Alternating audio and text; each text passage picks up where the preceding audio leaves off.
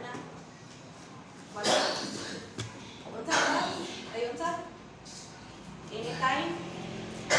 Asa sa blooming Kay sir? kadua na niya sir kay lead daw nila sir kay naaday kuan na sila minsan. Ang patauran nga house, sir. Say patauran, business or house? Malay. Palay lang. Ang house nga patauran, sir, asa nakapangalan ng mga proof of billing like tubig or kuryente? Nag-abang na naman. Nag-abang. Okay. Sir, ang atong requirement, sir, is valid ID sa mag-apply. Proof of billing sa house na patauran. 1,500 nga installation fee.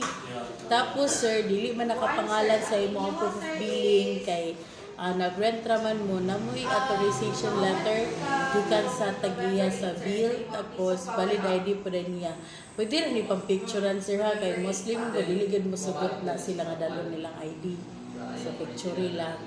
Dayon sir since nag-rent mo sir nami 2,500 nga tenants deposit.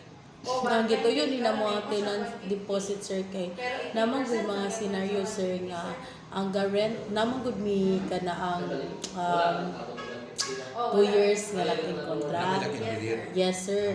So sa sulod sa 2 years sir if ever nga dili nimo mahuman natay mga termination fee isa na siya. Second sir is ang among mga devices nga gi-deliver sa imo is free of use. So tanan mga devices nga gi-deliver sa imo sir wala na nimo gibayaran gipahulam na sa inyo ha.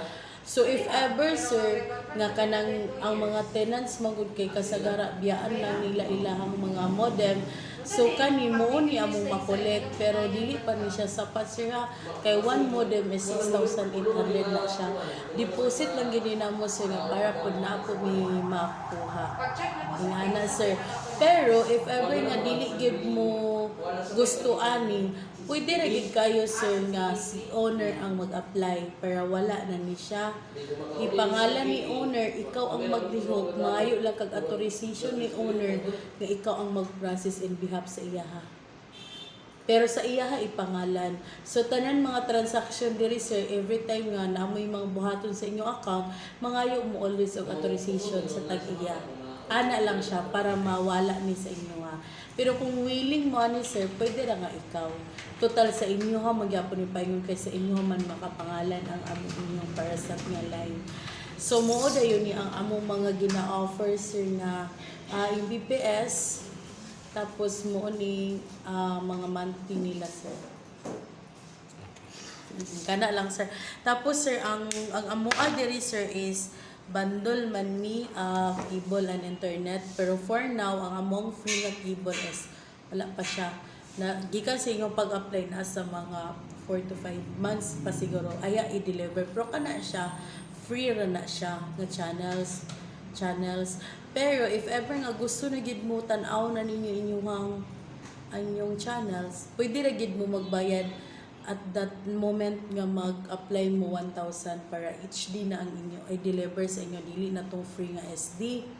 Pero isituit po nato sir nga atong TV is HD pod. Kay if ever nga madeliveran mo HD kay magpa-HD mo ninyo yung TV kay SD lang so dili gyapon siya pwede. Okay. So ana lang siya pero pwede ra gyapon to follow, pwede ra gyapon magulat lang mo sa free.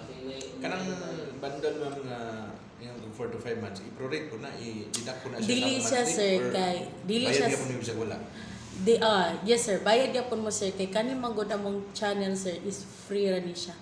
So ang amo agyo ang inyo din ginabayaran ni sa internet kibali fa free lang na namo si channels.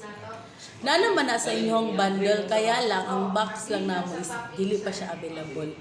Pero anytime nga gusto mo mapay siya makuha ginan inyo always. So kana lang sir, naaman tay line dira sa phase 3 nga Bloomingdale. Kana lang siya sir. Thank you. Sige sir.